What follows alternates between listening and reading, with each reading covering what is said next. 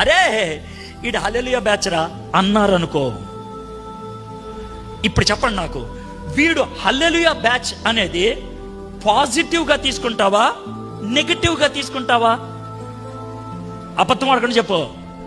మీలో చాలా మంది నెగిటివ్గానే తీసుకుంటారు. కానీ యాక్చువల్గా దేవుడు ఏమన్నాడు తెలుసా?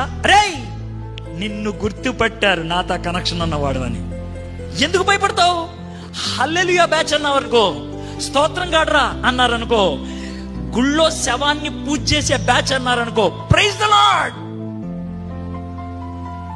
నన్ను గుర్తుపట్టారు వీళ్ళు, నన్ను ఆయన సంబంధి అని గుర్తుపట్టారు, సూపర్, ఆయనతో తిరుగునోడు అని గుర్తుపట్టారు. నేను అది కాదు అని చెప్పుకుంటే నీకు పేతురికి పెద్ద తేడా లేదు అని ఆయన ఎందుకు వచ్చాడు అంటే, ఇప్పుడు పేతురు గురించి మాట్లాడుతున్నారు కదా అంటే, బిఫోర్ పెంతెకోస్తు పేతురు, ఆఫ్టర్ పెంతెకోస్తు పేతురు. బిఫోర్ పెంతెకోస్తు పేతురు ఒక చిన్న పాప అడిగింది, నువ్వు ఆయనతో ఉన్నావు కదా అంటే, నాకు తెలీదు. ఎక్కడా? నేను ఆయన బ్యాచ్. పరిశుద్ధాత్ముడు తీసుకొచ్చిన మార్పు అదే, ఇన్స్టాంటేనియస్ గా జరిగింది, సంవత్సరాల తర్వాత కాదు.